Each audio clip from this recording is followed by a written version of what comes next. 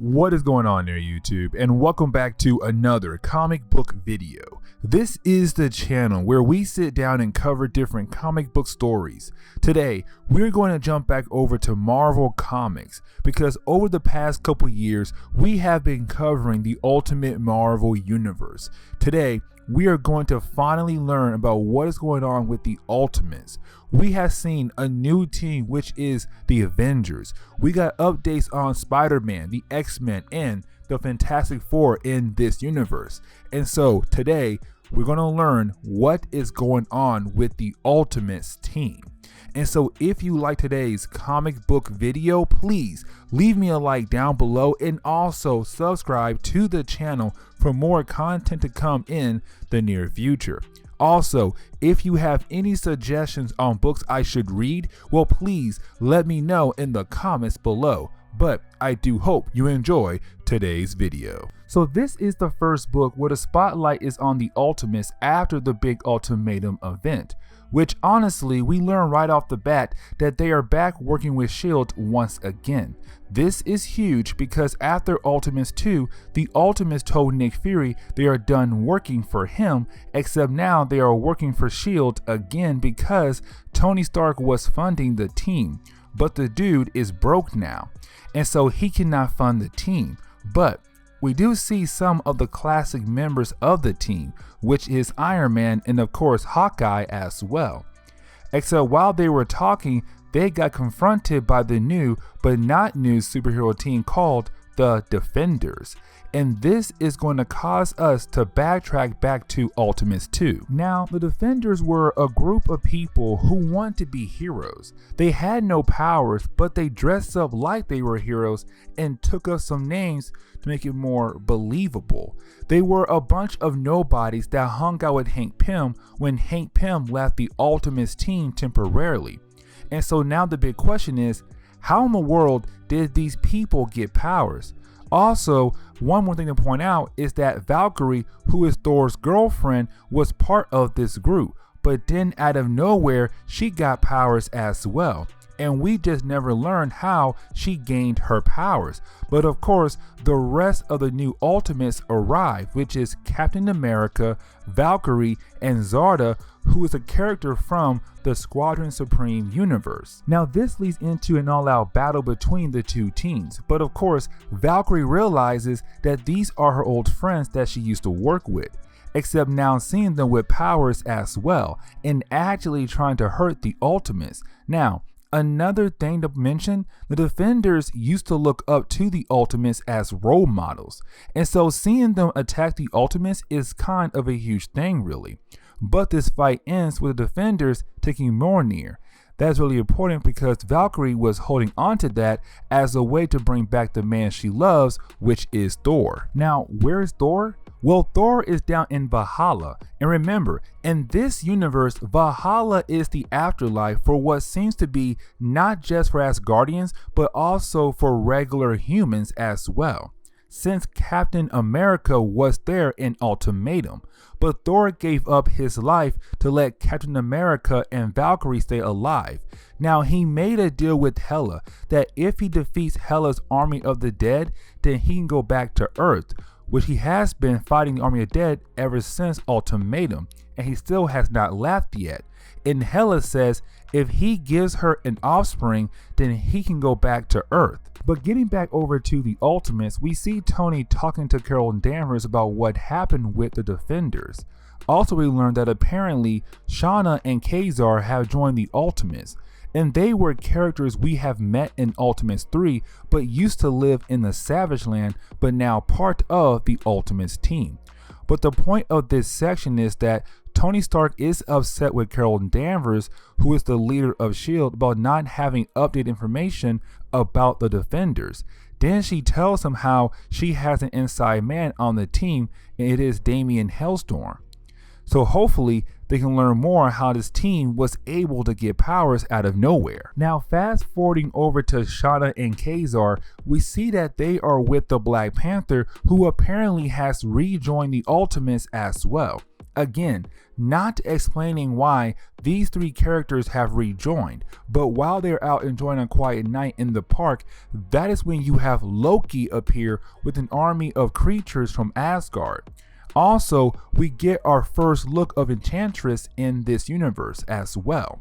But we see that Earth is being invaded by Loki. And to wrap up the first chapter of this book, we also learn that Tony Stark and Carol Danvers are dating secretly because if word got out, well, the Ultimates will be highly upset with the idea of Tony Stark dating Carol Danvers. And while everyone is kind of busy with their own thing, you have Captain America actually interrogating Valkyrie because he knows that she was part of the Defenders team and asking how they got their powers. Now she says that her powers came when Hank Pym joined the team for that brief moment, but he gave everyone a shot to give them powers.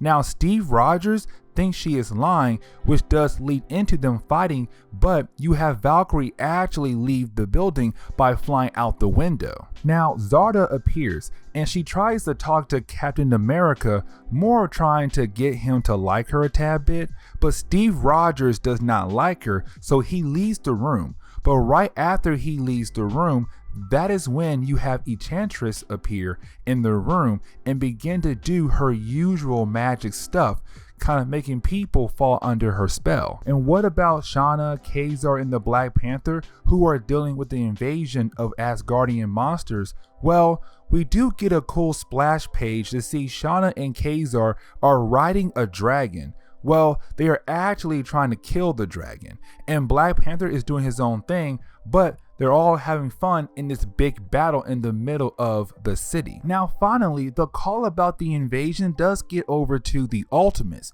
Well, really it gets over to Hawkeye. He walks in to see Tony Stark and Carol Danvers just finishing their fun time, and he is angry about it. Hawkeye was the one person who did not want to rejoin S.H.I.E.L.D. at all, felt like they could not be trusted. Iron Man told Hawkeye that he would not let them be in S.H.I.E.L.D's pocket, but seeing Carol and Tony makes him believe it was all a lie. But after Hawkeye was rude to Carol, she leaves, but she is confronted by Enchantress as well, who begins the same process again like she did with Zarda, putting Carol Danvers under her spell. Then Enchantress continues the process of getting people to fall under her control, where we see her go meet up with Valkyrie. This is where we learn how Valkyrie gained her powers. Well, really a hint that Valkyrie and the Defenders met with Loki and Enchantress, who gave them their powers, but there was a deal done, and now Loki is calling in his favor, and so we see Enchantress give Valkyrie a sword to take with her in battle. Now this leads into a big moment where we get a splash page to tell us that Iron Man, Captain America, and Hawkeye have joined the battle with Shauna, Kazar, and the Black Panther. But while they are battling, we see Loki state it is time to begin the big move. And so while you have most of the Ultimates out there trying to fight off this invasion, out of nowhere someone grabs Iron Man, but when they grab him, his armor begins to short circuit. That is when we learn that Zarda had joined Loki in his army, as she punches Iron Man right in the chest, slowly breaking his armor apart. Now Captain America sees what is happening, but he sees Valkyrie coming in and tells her to go help Tony. Except she also had joined Loki's side, and she strikes at Captain America, which breaks his shield. And then she also knocks out Steve Rogers, and that leaves Hawkeye freaking out. But then out of nowhere, he is taken out as well. He is taken out by Carol Danvers, but shows her shooting at him as well. And we now see all three heroes knocked out by Carol Danvers, Zarda, and Valkyrie. Then we get these 3 pages that give us a quick rundown on the origin of Valkyrie, that she was a nobody, that she had to lie her way through life to get where she wanted to be at. But then she met up with the Defenders, who of course took in Hank Pym at the time as well, who lied to her about that he was able to give her the chance to meet other heroes. Of course, he was not able to do that for her, but then that led to her meeting Loki. And when he lied to her saying that his name was Gunnar Goldman of all names and he was a scientist, but he was the one who gave her and the rest of her friends their powers. But back in the present day, we see Zarda, Valkyrie, and Carol Danvers being escorted around like some kind of parade and showing off the bodies of the fallen Ultimates. But that is when you have Carol tell Hawkeye that she is not under the control of Enchantress and that Shauna, Kazar, and the Black Panther are closing in to save all of them, which they do very quickly, and they are able to escape.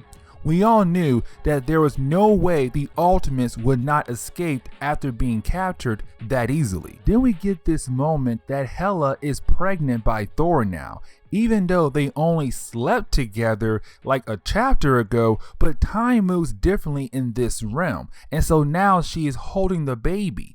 But she tells Thor that if he wants to return to Earth, someone has to take his place. But picking back up with the Ultimates, they regroup back at their base. Iron Man is getting all patched up, but you have Carol Danvers explain how Enchantress magic did not work on her because she had some special contacts in that were able to block the spell in a way. The point is that having all of the Ultimates get patched up and get ready to go back out there on the field, we do get this cool page of everyone together, and it would have been a great cover for one of the issues. But the team does go back out there after recovering from being beaten up badly by Loki and his army. And so we pick up with the Ultimates rushing back into battle using guns, arrows, and anything else that can help them in this battle against Loki and his army of Asgardians monsters. But then you have Hawkeye shoot one arrow that goes straight for Enchantress. And this is very important. And the reason why is because this lifts her spell off Zarda and Valkyrie. But this leads into a bigger problem. You have Valkyrie try to attack Loki on her own, hoping to end all of this, but Loki ends up grabbing her sword and stabbing her instead. And this is very important because remember what Hela told Thor, that if Thor wants to return to Earth, someone has to take his place in Valhalla. And so now with Valkyrie being killed off by Loki, Thor was able to come back. Except there is a small problem. Thor knows that Valkyrie was killed and has taken his place, and this man is not happy about the death of his girlfriend. Let me explain how angry Thor is, because you have Thor go down to see the body of Valkyrie, where you have Captain America trying to talk to Thor, being a friend, trying to be there for him over the death of his girlfriend. And Thor is so angry about what just happened that he sends Captain America flying away. Luckily that Iron Man was nearby to catch Steve Rogers, except this is to show that Thor is about to go on a rampage. Well, not really about to, because really Thor is already on a rampage looking for his brother. He knows that Loki was the one who did all of this that led up to the death of Valkyrie. And so you have him looking for Loki, but Loki is hiding, of course. But that is when Enchantress wakes up after being stabbed, where we see that she was down with Loki's plan on attacking Earth, but not down with playing with the hearts of Thor, which of course led to the death of Valkyrie. And so she dips out, leaving Loki on his own. Now focusing on Zarda for a tad bit, we see her upset with the fact that Enchantress had her under her spell. And so you have Zarda go look for Enchantress. And that is when you have Loki make Thor look like Enchantress, where of course you have Zarda attack Thor thinking she's attacking Enchantress, but ends up getting beat down by Thor. And you have Iron Man fire a blast to stop Thor from beating down on Zarda. And this is probably the worst move this universe Tony Stark can ever make, because he actually tries to take Thor on by himself. But this is Thor, who has been classified as the most powerful person on the team. He takes out Iron Man by taking him into the sky and hitting him with a lightning bolt. And so there goes Iron Man being useless and stopping Thor. But we gotta jump back to Valhalla because we are not done with Valkyrie just yet, because we learn, and so does Valkyrie, that with Loki making her take up the mantle of Valkyrie and with her dying, she can finally live up to the name, because Valkyries are supposed to lead souls to the realm of the dead, which of course is Valhalla, but this is her becoming a true Valkyrie. Now Thor thinks he found Loki, but in reality he found a Loki just hanging around looking like the classic Marvel version of Loki. But the real Loki is actually talking to the Ultimates about the origin of Thor, how a long time ago in Asgard there were some problems between Asgard and the Frost Giants, except Thor, who could not control his anger, went over to the Frost Giants to make things better. He wiped out the Frost Giants, or maybe a large amount of them. And so Odin sent Thor to Earth and took away his anger as a way to make sure that his anger does not end up destroying the Earth as well, like he did to the Frost Giants. But with Thor being with Hela for so long, fighting her army of the dead, Thor's mind has snapped. And now he is back to what he was when he was in Asgard, a mad god who is now on a rampage. But we get another flashback, and this one is kind of important because we see Loki and Thor as kids, and they were just playing around with swords. But then they both saw Hela. Apparently you're not supposed to look at Hela, but of course Thor does, and something about looking at her did something to him. Now back in the present day, you have Thor going crazy still, and the Ultimates are wondering what in the world they can do to stop Thor. You have Iron Man run off thinking that he has a plan that could stop Thor. He tells the rest of the team to basically hold Thor off while he goes get this powerful weapon that could stop Thor. And Zarda tries first, and then the rest of the Ultimates jump in to help out, but of course Thor just beats everyone down very quickly. That is when we see Iron Man introduce this universe version of the Hulkbuster armor, but going to use it of course on Thor. Now I just want to point out that almost any time in any universe where Tony Stark tries to use a Hulkbuster armor on someone, it never works. And of course, once again, it does not work. And you have Thor actually just beat down on Tony a second time.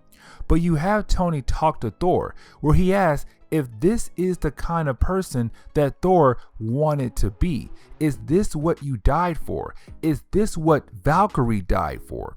And that made Thor stop right in his tracks and realize that he gone and messed up. But now it's time to wrap everything up, with Loki thinking that he is going to kill Thor with Thor's own hammer. But no, at the very last second we see someone stab Loki. We learn it is Valkyrie. She does get her shining moment in this book to stop Loki before he kills his own brother. And this is where she tells Thor that yes, she is dead, but now she is working for Hela, that she will no longer be around, but asks Thor to work with mankind again as she leaves to go back to Hela with the dead body of Loki. Then we get a few pages of the team basically starting all over again. What do I mean by that? Well, Kazar, Shauna, and the Black Panther all leave for Hollywood because Kazar, Shauna got a movie coming out, and Zarda also leaves to go back home to the Squadron Supreme universe. And so now the Ultimates have lost 4 members after losing Valkyrie in the big battle. Oh yeah, Thor was able to repair the shield of Captain America. But then we get one page where we see Loki with Hela. But while being down there in Valhalla, well, he runs into his nephew, the son of Thor, whose name is Modi, I think it's Modi, Thor's son. And we will see him in future books down the road. finally, we see that Hawkeye is going to stay with the team and was able to repair the relationship between him and Iron Man. And so now the team is down to the original team again, which is Iron Man, Thor, Captain America, and Hawkeye.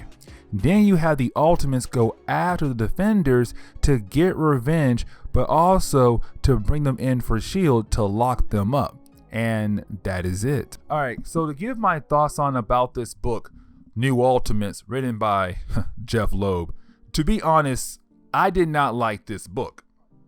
And the reason why is because it showed that Jeff Loeb still had no idea what he wanted to do with this book, or what he wanted to do with the Ultimates. And what I mean is that if you read Ultimates 3 in Ultimatum, you can tell in those two books right there that Jeff Loeb was just winging it. He was throwing anything he can in those books and hoping it would stick and make the fans happy. And of course, it did not. And so with New Ultimates, it was his chance to say, you know, I can finally do something new that fans might like, and honestly could lead into future books that fans will like as well. Well, going through this book, and you title it New Ultimates, meaning that you have a whole new team of characters taking up the Ultimates name, should be a pretty interesting book. It wasn't. You have Steve Rogers, you have Iron Man, you have Hawkeye. Those three guys right there were on the original team. But then you threw in Kazar, Black Panther, and Shauna. And honestly, those three characters were hardly in the book, for one, and two, it made no sense for those characters to be on the team. It did not make any sense at all for those three characters to be on the team.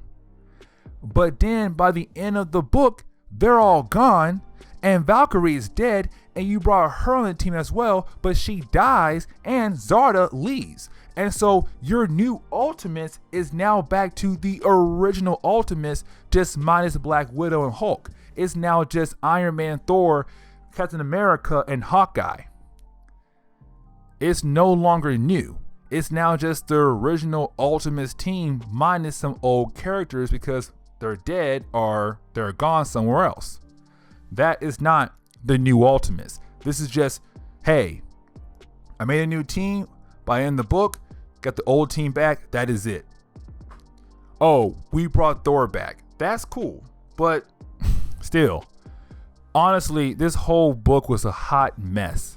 It was a hot mess that could have been done legitly in 3 books. You had 5 books and it all could have been done in like 3, maybe 2. But anyways, y'all, this is where we're going to end today's video. And so please leave me a like down below and also subscribe to the channel for more content to come in the near future. Also, any suggestions on books I should read, well, please let me know in the comments below, because you never know, your suggestion could be a future video down the road. But I'm out of here and I will see y'all next time. Later, y'all.